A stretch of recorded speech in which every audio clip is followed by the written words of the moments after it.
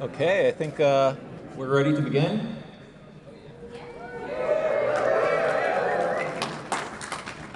So my name is Kevin Derendorf. I run a blog called Mazer Patrol. I'm on a podcast called Kaiju Transmissions. I wrote a book called Kaiju for Hipsters, and I contributed to home video releases for Daimajin, Shin Ultraman, Shin Kamen Rider, et cetera, et cetera. So you might be putting something together here. I think this guy likes Japanese monsters. So I gotta say, as a fan of Japanese monsters, this program came out called Dandadan recently, and I think it's absolutely incredible. So, show of hands here, who has watched the anime? Okay, who is up to date on the manga? Okay, so we'll try to focus mostly on the stuff that's in the anime, but at the end we'll veer into manga territory a little bit. So I think Dandadan is fantastic for a number of reasons. It's got great animation, great music, great characters, great fight sequences, great romance, et cetera, et cetera. But another thing that's great about it is that it's almost like a pop culture test every time you watch it. There are little references, little in-jokes, things from the author's backstory, basically, that it becomes a bit of a deep dive with each new chapter that comes out. And there's a whole sub-industry of people that kind of comb through every single installment looking for new little references, little Easter eggs, things like that. And I think that this is great because if you see a reference to something and you look into where that reference came from, you find something new that's cool. And then if you look at other things that reference the same thing, you're open to an entire new world of things that are cool. So you can kind of get exposed to a whole lot of different titles that you might not have otherwise known about just by tracing back their origins and what all they've influenced. So I find this interconnectedness of media to be quite interesting. But like I said, I'm a monsters dude, so this panel is going to focus on monsters. And it's really going to deal with the folklore that inspired Dandadan. But what exactly is folklore? Folklore can be a lot of different things. Folklore can be mythology. Folklore can be what we call Fortean topics, which is, I believe Blake Smith uses the more colloquial term, weird shitology. This is, cryptids, ESP, UFOs, et cetera, anything that's strange.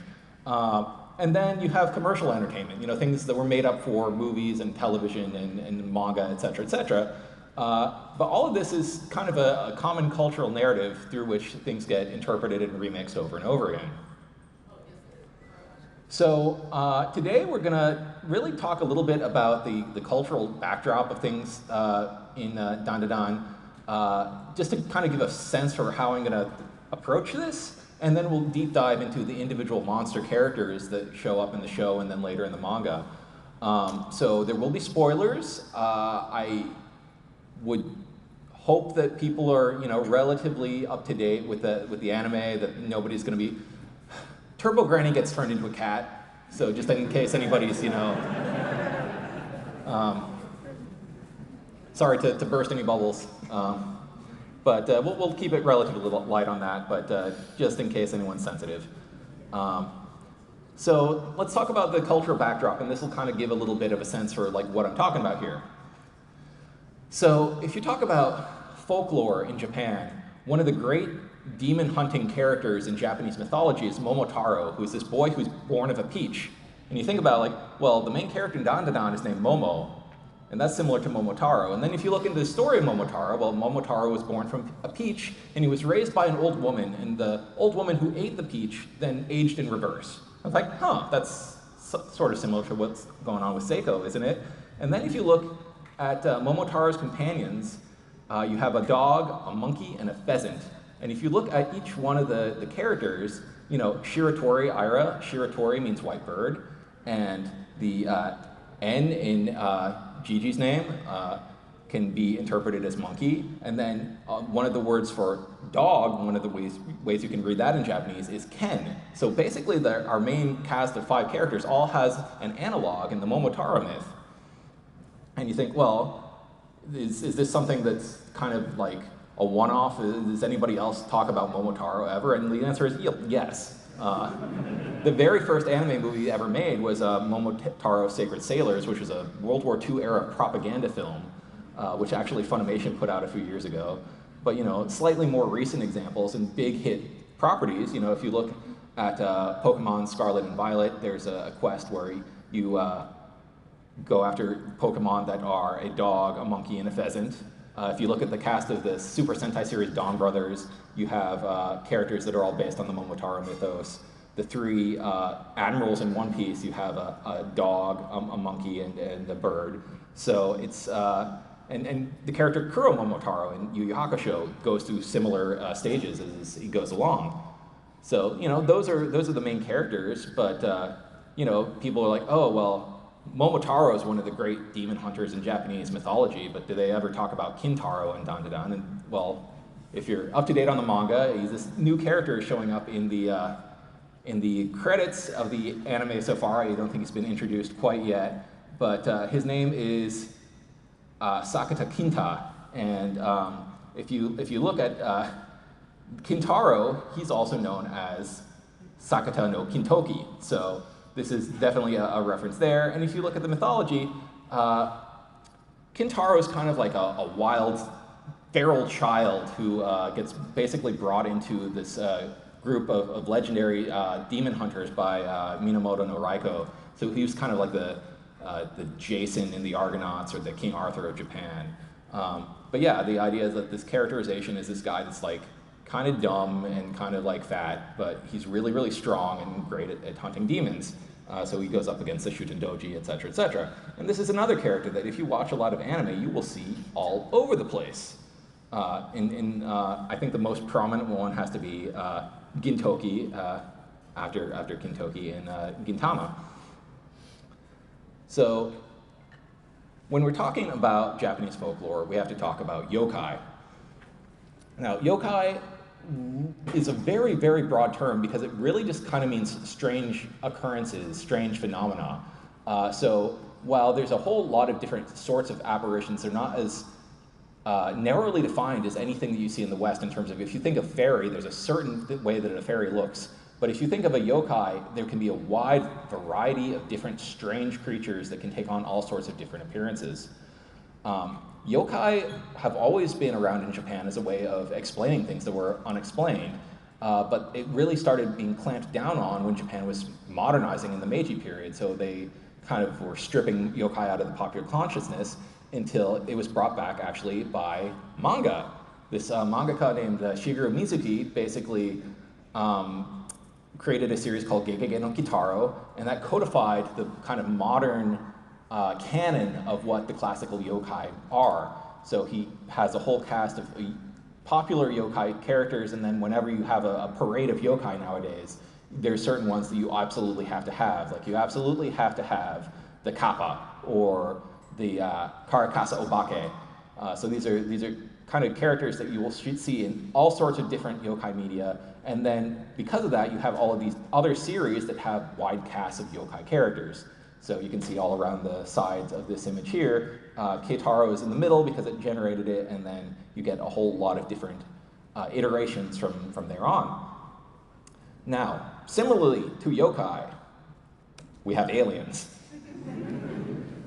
This is something that I've had conversations with a bit because people will frequently ask me like, hey, how come like aliens don't look normal in Japanese media like they do in the US media? Like, what is a normal looking alien?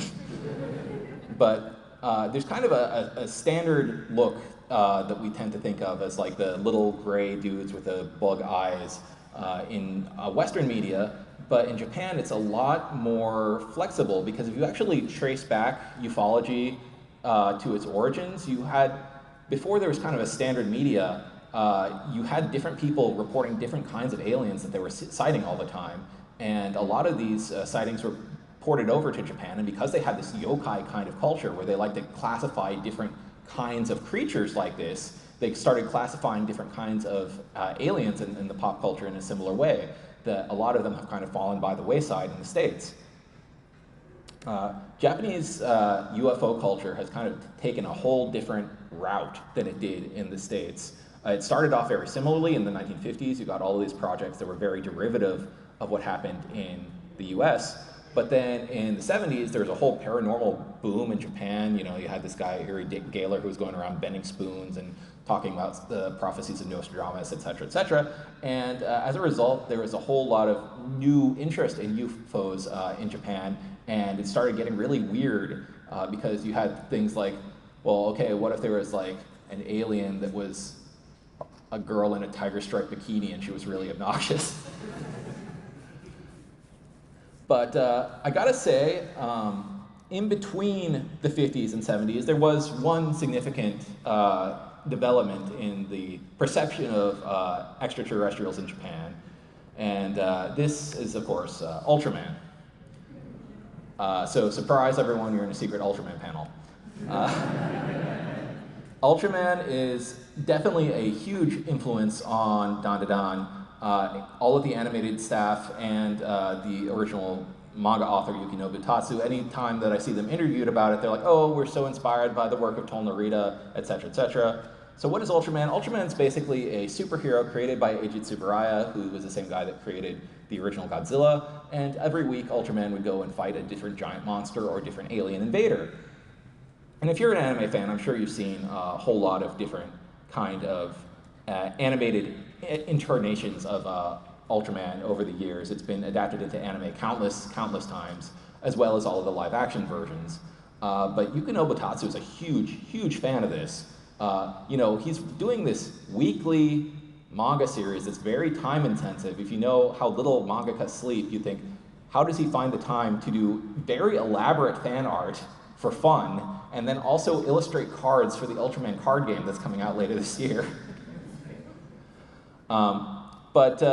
You know, how does this series influence the other one? Well, if we think about like the core story of Ultraman, Ultraman is about a alien creature that accidentally kills a human being, and to take ownership of that, he fuses with a human being, and they become one creature that has to share a body and transform from a human into an Ultraman in order to fight different monsters. And this is very similar to both Okarun and Aira's whole transformations, their whole origin stories in terms of a non-human entity having to share a body with a human creature. And the influence of this is all over in Japanese media, and it has to really taken a whole different skew on Japanese superheroes in general, because if you look at that as a trope, you don't see it very often in American superhero stuff, but it is all over the place in Japanese superheroes and just general Japanese sci-fi fantasy media. So here are a couple of go-to examples of things that are similar to Ultraman, where an alien or another entity has killed a human being, sharing their body, etc., etc. But the similarities to Dandadan do not end there. There are countless other little Easter eggs. If you look at Okarun and Momo's teachers, for an example, they wear very strange uniforms, and that's because they are modeled after the original Ultraman and the original Ultra 7's human forms. And then you can see those forms again echoed in different anime that have little nerdy shoutouts, like Pat Labor, the Daikon 3 opening, etc., etc. So you have little call-outs like that. The fantastic opening, the first opening to the Dandadan anime, has all of these very still silhouettes in front of a bright, colorful background. In fact, the director of this opening, he was told, there's only one thing that you have to do in this opening, and you have to put in Ultraman references. And sure enough, he did. So if you look at the bottom of the screen, those are from the original Ultraman and Ultra 7 openings.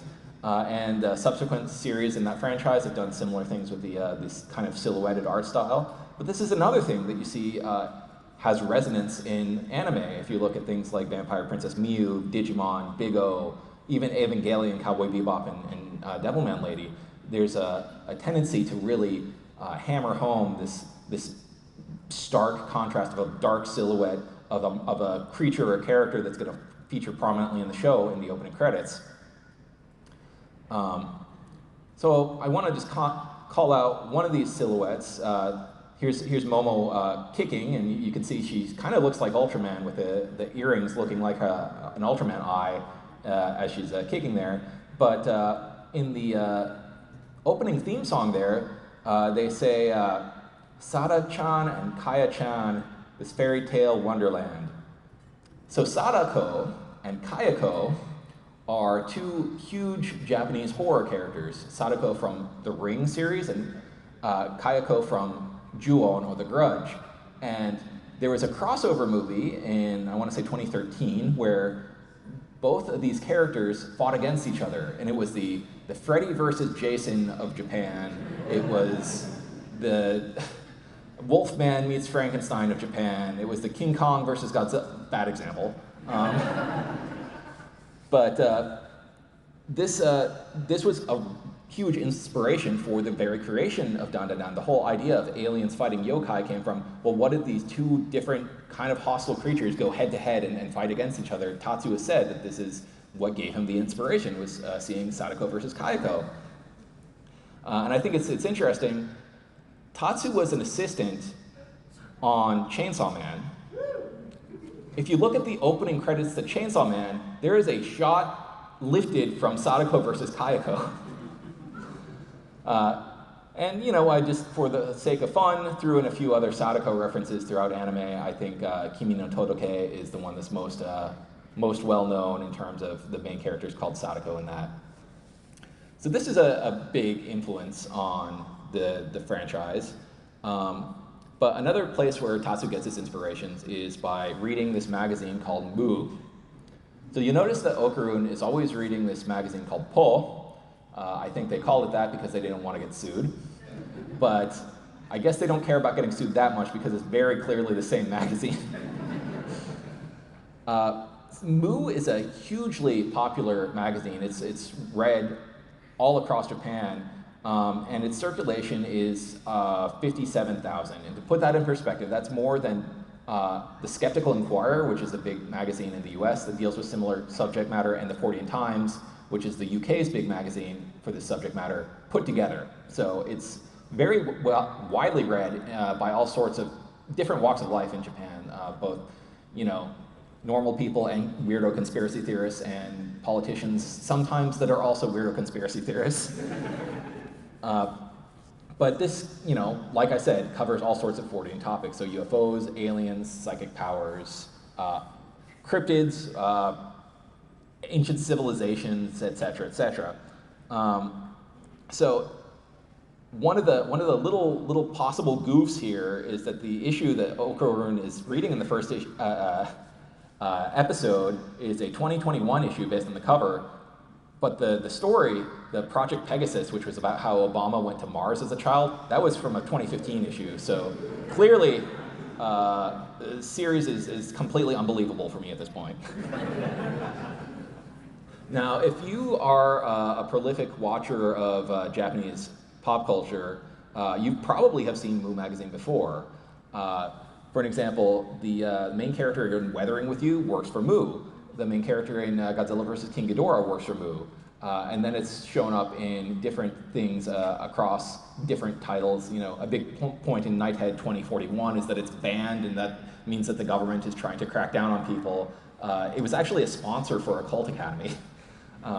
So it will just pop up whenever characters need to do something very surreal or supernatural. They will look into an issue of Mu. And similarly to Dandadan, which sways it a little bit and calls it Po, you do get off-brand Mu in different content also. So you can see, for an example, in Ultraman Omega, he's reading Ooh, like Ultraman. Or in Apocalypse Hotel, she's reading Nu because she's a Tanuki. I think it's funny that Dandadan's anime actually hid this connection a little bit, not just making it Mu, they made it Po, because Dandadan's actually collaborated with Mu before. To celebrate the 9th volume of the manga, they actually did a special issue of Mu that was covering Dandadan and had monster profiles on the different monsters. And it's actually done this for a couple of different titles over time, including Engage to the Unidentified and Studio Apartment, Good Lighting. This isn't the only supernatural content that Tatsu consumes. He's clearly also a fan of this YouTube duo that talks about urban legends called the Toshi Boys. Toshi just means urban, so they're like the urban boys, but they talk about urban legends. So they appear all over the place. They've written a few books, they make cameos in movies, etc., etc. And if you look at the characters of Kashimoto and Payase in the manga, it's definitely based on Kishimoto and Hayase, who are the hosts of this podcast. So, we've been going for a while. I think we should finally talk about some monsters.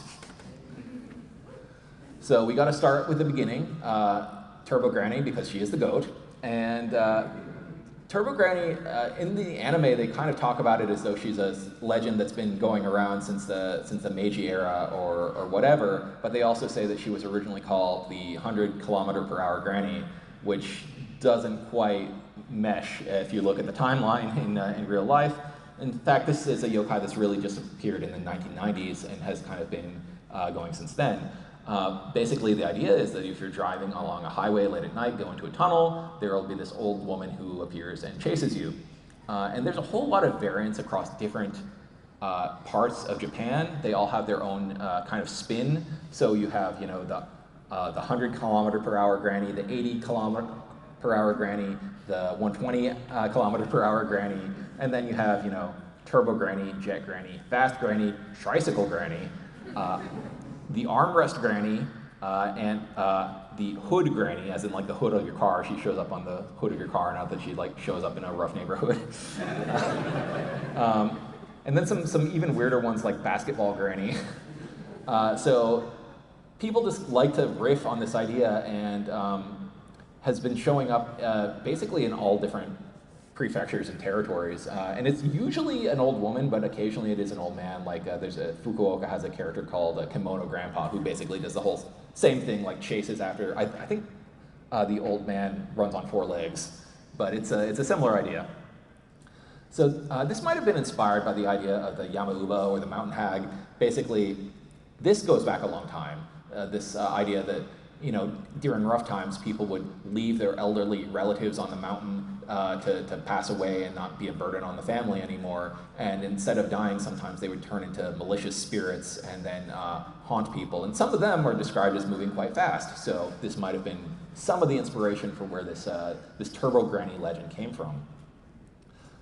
In terms of where you see this in media, it shows up all over the place. A lot of people have made the connection to Mob Psycho 100 because Mob does go to exercise a Turbo Granny in a haunted tunnel at some point. Also shows up in the Megami Tensei series in a couple of different games. I think 6 different games, actually. And then Highway Star in JoJo's Bizarre Adventure is a stand that chases after JoJo as he's going through the tunnel, and then he can't go under a certain speed or else he'll get caught. I thought this was actually the very first instance of a Turbo Granny reference in popular media, because that manga chapter did come out in the early 90s, but actually Hell Teacher Nube came out a little bit before that, so that beat it. But if you want a solo Turbo Granny adventure, there's a 2013 movie called Highway Granny, which I got a still from here. So you find Turbo Granny traditionally in a haunted tunnel, and Japan actually has a lot of different haunted tunnels. There's been some debate about which one the one in Dandadan is supposed to be, and I think the answer is probably all of them. It's a little bit of an amalgam of different tunnels, such as the Inunaki Tunnel and the Kiyotaki Tunnel. So why does Japan have so many haunted tunnels? Well, there's a lot of seismic activity in Japan, and it's not uncommon for tunnels to either be forced to be shut down, or there to be like a landslide or something, and whatever's on the other side of the tunnel is no longer available, so they shut it down. And sometimes with there's tunnel collapses, people die. So it's very easy for these kind of legends to come out of, well, this tunnel is haunted because they had a collapse X number of years ago in an earthquake or some other seismic event. And if you're going through late at night, it might be dangerous to go through. Also, they're kind of a liminal space, especially in the mountains. You can go in one side of the tunnel and come out looking in a completely different area. If you're thinking about the mountain, could be a climate separator. So they kind of become like a creepy Neverland sometimes. So that can very much impact the legends as well. So here are a couple of examples of different very famous haunted tunnels in Japan that you can go to if you feel the need to go to. And then if you familiarize yourself with them, you can actually see they get referenced in different series in anime, etc., etc. Some of them are, like in Dandadan, kind of amalgam tunnels, unless I'm not familiar with exactly which tunnel they're referencing, and some of them is very clearly a specific tunnel that they're going to. So there's another aspect of Turbo Granny that we have to address, and that is that she likes to steal people's private parts. So this seems like an outlandish anime concept, but this is actually something that is widely, all over the world, people have this association that witches are going to be stealing their junk. It was a big phenomenon in the Spanish Inquisition and the whole hammer against witches during the witch trials of the 1500s, et cetera, that there was a lot of concern that witches were going to be stealing genitals. And there's a psychological condition called koro, and that comes from a Malay word for the head of a turtle. So if you can think of a turtle's head like receding, you kind of get the idea where that comes from. Where people are like, oh no, my stuff is disappearing. So this is something that you still see in times in China, Southeast Asia, India, Africa. People who really believe that witches are stealing their stuff. And it's not something that comes up very often in general anime. You know, you have stuff like a witch changes somebody's gender in Cheeky Angel, or a witch steals a lot of organs in Dororo. But if you watch hentai, then there's a whole new world of potential for this very narrow subgenre. So have at it if that's what you feel like checking out. So as I mentioned before, Turbo Granny also gets turned into a cat. And specifically, she gets stuck in a cat statue. And when she does this, she gets luck powers. So why would that happen? Well, the statue that she gets stuck in is a beckoning cat. So this is a good luck charm. So if you go to a lot of Asian establishments, you might see this good luck charm outside of their kind of bringing people in, saying like, this is a lucky thing, it's good for business, et cetera, et cetera. And as a result, you see a few characters here and there that are based on this design, the Manakineko, including Natsume's Book of Friends, where you have another character who gets stuck in one of those statues. I think the most prominent example is Meowth. If you look at how Meowth has money powers in Pokemon, that directly is a reference to this. Also, the thing on his head is like the thing on that the cat is holding, et cetera, et cetera. And then you have a giant one in As a God's Will that attacks and kills the different players in the death game. So now we get to the Serpo aliens. So as we mentioned before, the Serpo aliens would come from planet Serpo. Based on the Japanese, they'd be Serpo-Seijian, Serpo-Se being the name of the planet, Serpo. And this is a reference to Project Serpo, which is a conspiracy theory that goes back to the 80s, but it really goes back a little farther than that if you dig into it. The idea is that planet Serpo is in the Zeta Reticuli system, and these aliens are the stock standard aliens that you think about when you think about aliens, the Greys. They're the guys with the gray skin, the black eyes, and they look creepy, et cetera, et cetera. In Project Serpo, what they say basically is that a group of Greys crashed in Roswell, New Mexico in 1947, and a group of the survivors basically made contact with the US government and then took a bunch of the survivors and members of the US government to Planet Serpo on an exchange program, and I guess none of them lived. But the Greys themselves didn't actually first show up in the Roswell crash in 1947, if you look at the timeline of the conspiracy theories, because the Greys were actually popularized by a claim made by Betty and Barney Hill in 1961. They're the ones that said that they were abducted by these mean aliens, because if you look back in the 40s, usually the aliens that you'd see in reports by people who claim to have seen UFOs or aliens weren't quite as mean as these Serpo aliens are. The Serpo aliens are really well known for conducting horrific experiments on people, according to abductees. It's very ghoulish stuff, and it can be very chilling to listen to stories that abductees tell, you know, whether they believe them or not. It can be very traumatic hearing about them. So if you look at the first episode of Dandadan, where Momo is kind of stripped and they talk about harvesting her organs, that's very much on brand for this kind of alien. So as I was saying before, people ask, like, why don't these kind of aliens show up in anime? And I'm like, well, they do. They show up all over the place. This is, the very stock standard style of alien that you would expect to show up. And because it's anime, sometimes it goes completely crazy with it. For an example, Jiren the Grey in Dragon Ball Super is a really buff one who fights Goku. Or in Shaman King, you have a Serpo ghost who is channeled by a shaman. But if you'll notice, the Serpo in Dandadan don't look like this. So what do they look like? Well, this brings us to Ultraman again. So there's these two aliens I want to bring attention to. The kind of zebra stripe looking one with holding the gun there is alien Dada from Ultraman, who will abduct people and run kind of all sorts of horrific experiments. And Dada usually will come in groups of 3. And you'll notice they'll come in groups of 3 and they have different color eyes for each one, and that's how you tell them apart. And if you look at the Serpo aliens in the anime, they also come in groups of 3 and have different color eyes to tell them apart. The similarities don't end there. The Serpo in the anime have an attack that's very similar to Ultraman Taro's Storium Ray, like that kind of attack move. When they are attacking, they have this kind of kaleidoscope pattern. That's something that Alien Baltan does in Ultraman. And their head also looks very similar to Alien Pegasa from Ultra 7.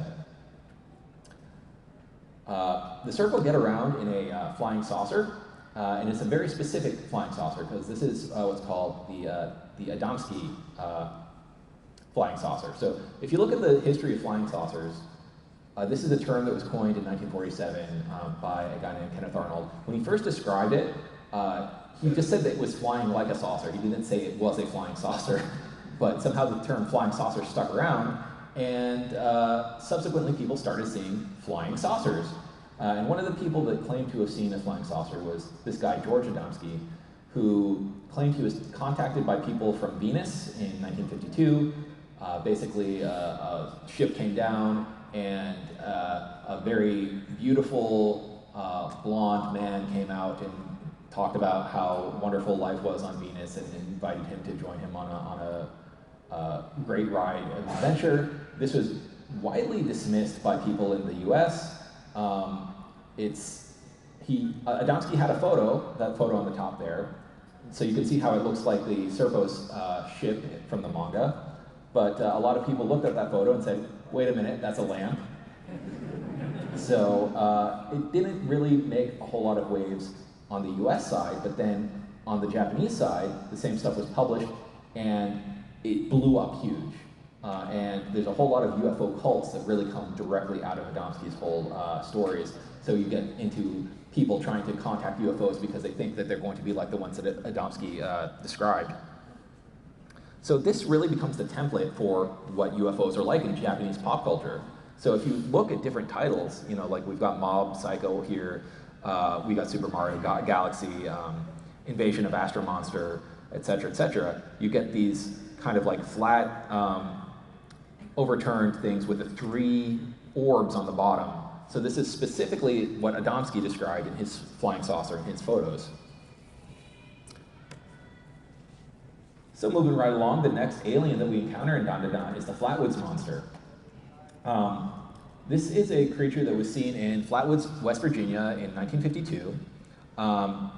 It was seen by a group of 5 children and 2 adults, one of whom was a National Guardsman and the other was the mother of the children. It really is kind of a strange footnote. It's this giant, like 3-meter tall creature that was seen in West Virginia pretty much the once and kind of forgotten about. But in Japan, it was really widely reported. And I think maybe part of it was that in the Japanese accounts of the story, rather than being 5 children and 2 adults, it was a group of 7 children that all went out and saw this giant monster in the woods. And that sounds like a Gamera movie to me. It sounds like very quite the romp. So I think maybe that has something to do with its popularity in Japan. But as a result, it's one of those things that you just see everywhere. Not much is really known about the flatwoods monster, aside from the fact that it looks very strange. It has this spade-shaped head, and that it was seen out in the woods. But I've seen it all over the place in Japan, including I've seen a figurine of a moe girl version of the flatwoods monster. But in terms of its abilities, it doesn't actually do any sumo moves like it does in Dandadan, unfortunately. Now, if you are a fan of the flatwoods monster, you can definitely see more of that creature throughout a whole lot of different Japanese media. I want to call out particularly The Legend of Koizumi, which is a competitive mahjong manga about different politicians playing mahjong against each other. And in this one, it's the 93rd Prime Minister, Yukio Harayama, is depicted as the flatwoods monster. And the reason for this is that Harayama, though he was the prime minister, his wife claimed that she was abducted by aliens. This was not good for his political career. So he's kind of been spoofed ever since in the media as this secret alien dude. Next we get to the giant crab, which is a monster that chases Okarun and Momo around town. And the crab has a bunch of faces on its carapace. And this is probably a reference to the Heike crab. So there's a real-life crab that has a shell that really looks like it has a face on it. And I've got a photo of the crab there that you can kind of compare and see. Like, it looks like an Oni face on it. And in mythology, people say, well, this is because there is a battle of Danaura, where a whole bunch of Taira soldiers died, and their spirits merged with the crabs. So you're seeing the angry faces of these spirits on the backs of crabs. This is an idea that comes up quite a bit in Japanese mythology, this idea that like spirits can possess an inanimate object and cause a face to grow out of them, or sometimes an animate object, as you can see with something called jinmenso. So this is this idea of like this face-shaped tumor that shows up because of some external force. And this is something that you can see in quite a number of things. I think the most obvious is Jinmen from Devilman. His name is even has it right there. But then you have very cute incarnations like in Pokemon. And even Avatar: The Last Airbender, though it's a Western series, it's very influenced by Asian mythology. So you have Ko the Face Stealer, who has these different faces. Acrobatic Silky is an interesting one. This is a very, very recent mythological character.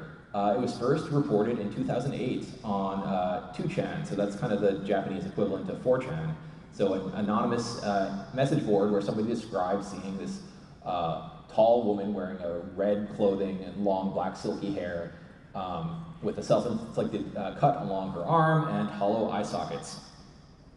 So from there, people started seeing this creature more often in Hokkaido, Tohoku, Ibaraki, Osaka, and Hiroshima. So all over Japan, really, people started seeing this creature on the rooftops.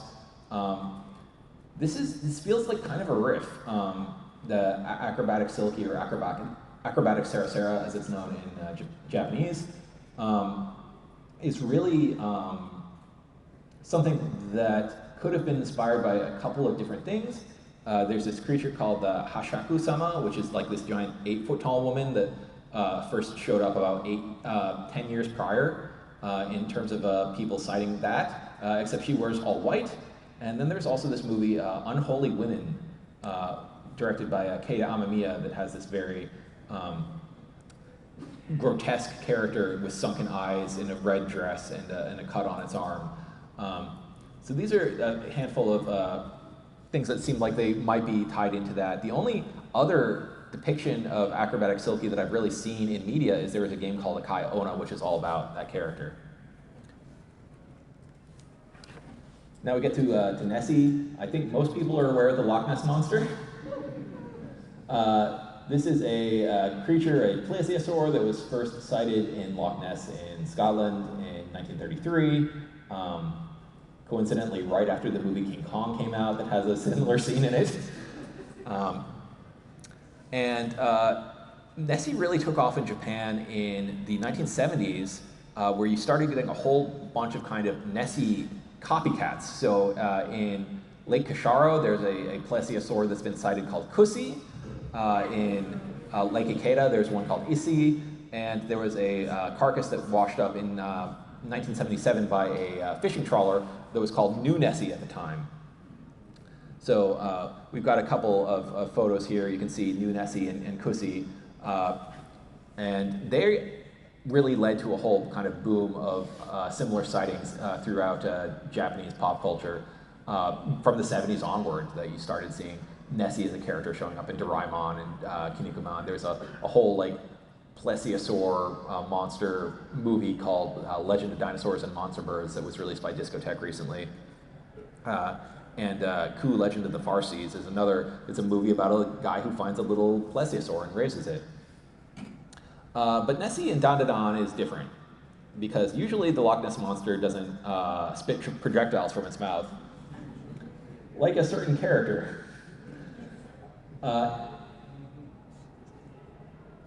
The studio that animates Dandadan, Science Saru, is a subsidiary of Toho.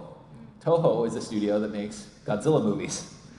So when they did this cut of animation here, I'm sure they got all of the green lights to lift a scene directly from Shin Godzilla, which is the 2016 big reboot of the Godzilla franchise. That was a huge, huge deal in Japan when it came out. This was Hideaki Anno, the creator of Evangelion's new Godzilla movie, and it was the biggest hit for that franchise since the 1960s. It really revigorated a lot in Japan, and it was very heavily marketed, very heavily referenced all over. So you can see references to Shin Godzilla in things like Magical Girl Ore or Little Witch Academia. Even Kaiju number 8, they had a reference just a couple of days ago. This is the incarnation of Godzilla that really most prominently appears in Japanese media right now, in terms of it's met up with Crayon Shin-chan and the Evangelion units and Ultraman and Kamen Rider, etc., etc. This isn't the only time that Godzilla and the Loch Ness Monster have kind of crossed over. In the American Godzilla series, Godzilla Fights Nessie, there was a movie called Nessie that was being made at the studio Toho that was making the Godzilla movies. They had the Godzilla staff working on this giant Nessie movie. There's a story called A Space Godzilla, illustrated by Katsuhiro Otomo, the guy that created Akira, in which Godzilla's corpse washes up on the shore, and people think that it's the Loch Ness Monster at first. And then there's an episode of Ultraman where Ultraman fights Jiras, who is a mutated version of the Loch Ness Monster. And you might notice that's just a Godzilla suit that somebody stuck a frill on.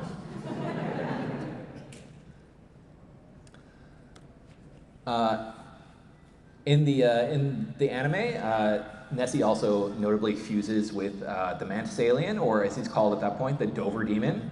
The Dover Demon is a creature that was seen in Dover, Massachusetts in April 1977. Aside from that, there's not much that's in common with the Dandadan version. And the Dover Demon isn't very well known in Japan either. I think in Devil Summoners is the only place that I've noticed it really being referenced. But you'll notice that the forms of the Dover Demon in Dandadan are very interesting. These kind of bright yellow forms, one with a kind of saucer-shaped head, and one with big kind of claw arms. And I think, what could the inspiration be?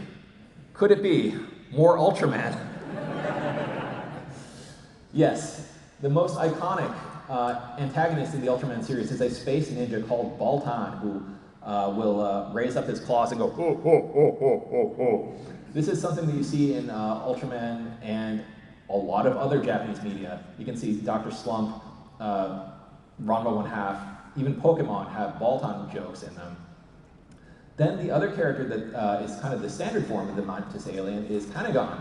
Kanagon was a cute little boy who was, basically he really loved money, and he loved money so much he started eating the money and turned into a monster. So if you think about the Mantis alien, what is his main objective? Well, he wants to get money for his son. So why would he be conflated with this character? Probably because that's his main motivation. Baltan and Kanagon actually run a bar together in this anime series called Kaiju Sakaba Kanpai, along with Dara, who you might remember is the inspiration for the Serpo aliens look. Now, when the Mantis alien is brought back to the main guy's house, Seiko says that, hey, I think this isn't an alien, this is a kappa. And Okuron astutely points out that some people say kappa are the same things as aliens. And yeah, this is something that Moo magazine had an article about in 1996.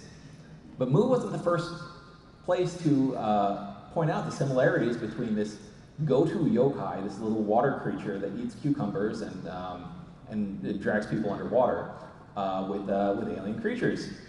This is something that just 2 years earlier there had been a movie. It was kind of an E.T. ripoff called Kappa that was about it. But that was also in anime first. It was in Urusei Yatsura. They had an episode about Space Kappa. And of course, there's an episode of Ultra 7 with a Space Kappa. This is from 1967, which I think is the earliest example, but who knows? There could easily be ones that go back further than that. The Dover Demon also takes a cow away to feed little Chiquichita, and this is a reference to aliens abducting cattle. This is something that is a common trope that you see in a lot of different media. So in anime, I have examples from Occult Academy and Level E here. Basically, that goes back to a series of cattle mutilations from the 60s, basically up until the 1980s. People that were really into UFOs really never thought that it was related to UFOs, but the media really latched onto this idea like, aliens came here to steal our cows. And ever since in pop culture, it's been a recurring gag about aliens stealing cows. Another character that shows up in the anime is Taro, the haunted anatomical dummy. Anatomical dummies show up haunted quite a bit. If you think about them, kids see anatomical dummies at their school, they look very creepy, they start to think, well, what if these moved around a lot? And it's quite a trope. Every school apparently has a haunted anatomical dummy, or something similar to that, because that's part of the 7 school mysteries. For some reason, every elementary school in Japan has 7 mysteries, and they're always very similar to the same 7 mysteries. So like every Japanese school, they have a bathroom where they're haunted by a ghost called Hanako. Why is the same ghost in every bathroom? Don't think about it, it's for elementary school students. But there's a whole canon of common ghosts and mysteries, creatures that you see in elementary schools in Japan. This really came out largely in the 70s up through the 90s. It got very popular, where you got things like Gakko no Kaidan showing these same things to elementary schoolers all across Japan, and it really took off from there. So you can start to think, okay, well, the human-faced dog is another one that you see all over the place. We're going to speed through a few more because we're getting close on time here. The evil eye this is a weird one. It's not exactly one thing or another. It's very similar to the Kune Kune, which is something that's been cited since 2001. This pale, wriggling humanoid. If you think about the scenes where Evil Eye is kind of dancing out in the field, like one of those inflatable wiggling guys that you see outside of a car salesman. That's the Kune Kune. There's also a creature called the Yamanoke, which is also very pale and has the ability to possess young women. This is something that was first cited in 2007. So again, lots of very recent cryptids that are showing up in Dandadan.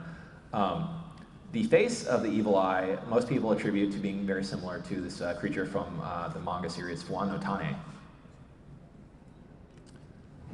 Momo goes to the Tsuchinoko shrine. The Tsuchinoko is a very, very well-known Japanese cryptid. It's kind of, it's like the Japanese equivalent of seeing Bigfoot. Lots of people are looking for the Tsuchinoko. It's basically a big, fat snake, and it has eyelids, and that's how you know it's not a normal snake. This is something that was first reported in the 50s, but it really got a lot of attention in the 70s, in part because there was a Doraemon story about it.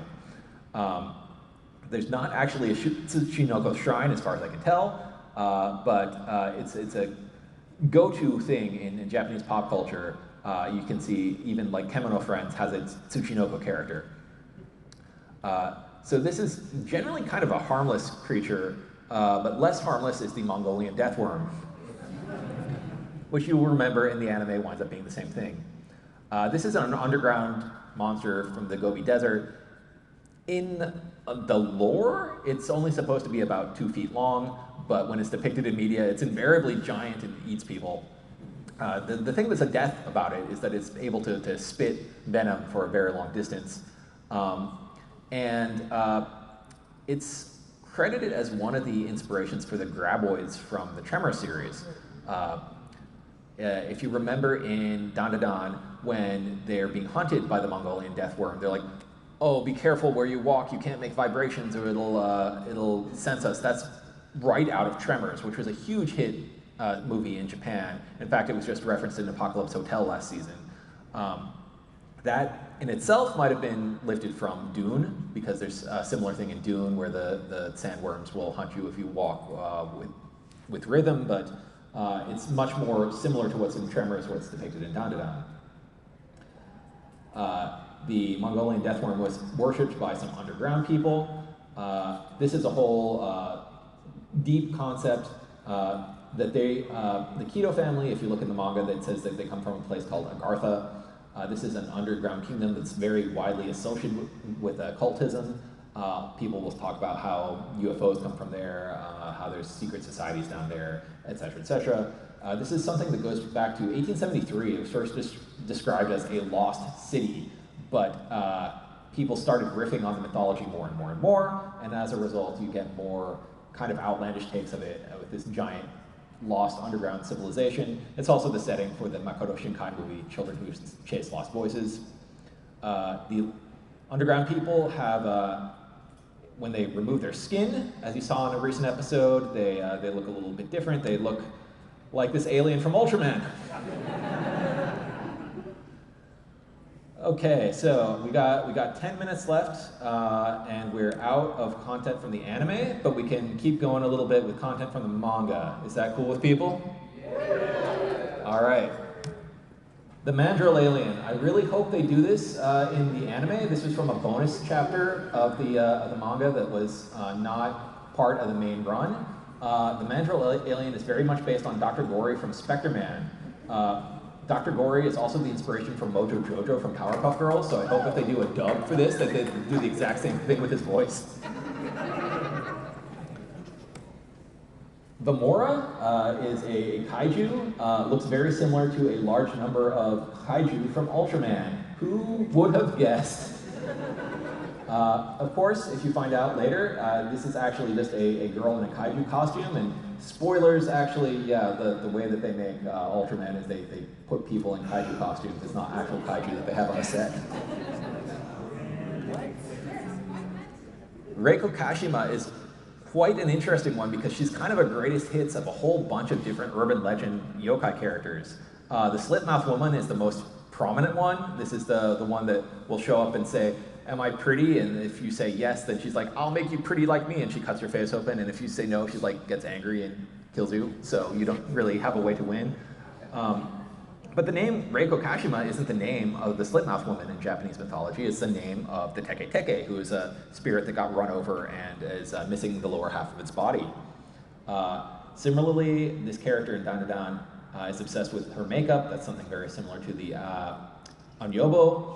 She has mirror powers. That's similar to Bloody Mary, which is a Western ghost spirit that is kind of taken off in Japan. And we mentioned when we were talking about Acrobatic Silky, this 8-foot-tall woman called Hashaku-sama similarly got brought into Reiko here. When we get into the Kur arc with the space globalists, a lot of them are based on Jomon-era pottery. So this Paleolithic pottery from Japan was commonly people look at it and like, man, this stuff is from the Paleolithic. That looks like a guy wearing a spacesuit. These must be ancient aliens. So of course that got brought in, and this is something that you see quite a lot in Japanese pop culture as well. Lots of different things are based on these Jomon-era pottery. Of course, when you see the Kur's final form, they look like Thulu. This is a character from the Lovecraft mythos. Has been depicted all over in anime and manga. One of them is specifically named Haster. This is a lesser god from the Cthulhu mythos. but quite a prominent character in its own right. The Alien franchise is quite the influence on the jet booster curve. There was actually going to be an AVP anime that we only saw one still of, and then we never actually got it. And then there's a whole bunch of other aliens that look like aliens from Ultraman. I'm not kidding.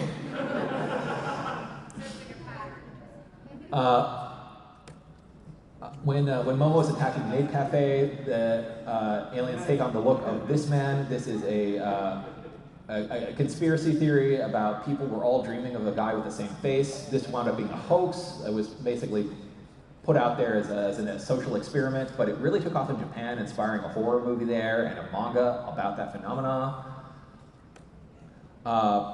You have the Ombudsman, a spirit that latches onto somebody and basically drowns them.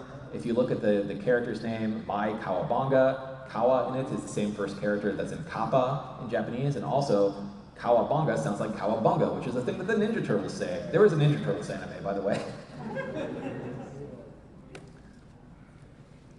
Count Saint Germain is a very bizarre kind of mystery character from world history and occultism, said to have all sorts of strange powers, has been depicted in anime a number of different times. My favorite version is Symphogear, because of course in Symphogear it has to be a hot girl. The Karakasa Obake is an umbrella monster. This is one of the most common yokai that you will see in any sort of media.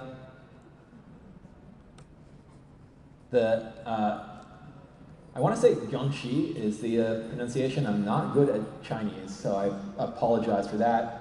These are Chinese hopping vampires. So the idea is that traditionally when people were moving corpses back across China to get them to their homes, they would line them up and hang them. So they would be hung by their arms, and it would look like they were hopping along as somebody was, you have one person in the front, one person in the back, kind of taking a procession of corpses back. They were hanging, and they looked like they were hopping.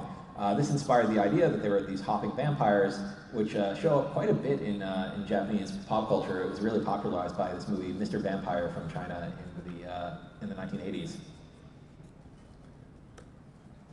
The Minotaur. I think most people know what a Minotaur is, but there's actually a whole bunch of different potential references in the Minotaur character in Dandadan. He keeps talking about how he has an iron body that's similar to the bola phalaris, which is like a torture device where somebody would be locked inside of this iron bowl, and then they would heat it up and torture the person inside.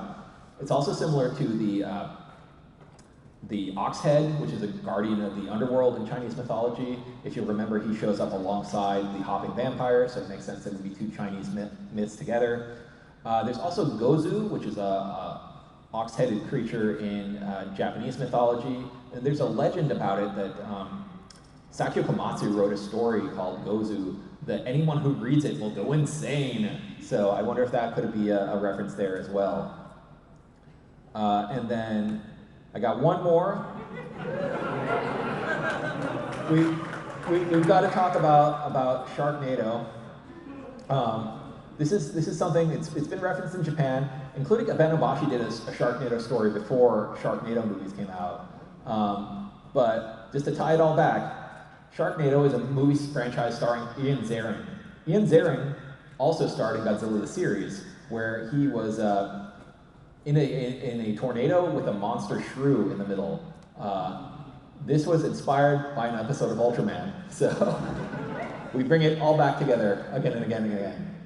And on that note, I think we're at about time. So thank you everybody for attending. I'm going to put this up on YouTube later, and I want to thank Justin Mullis and Zach Davison for giving me this idea.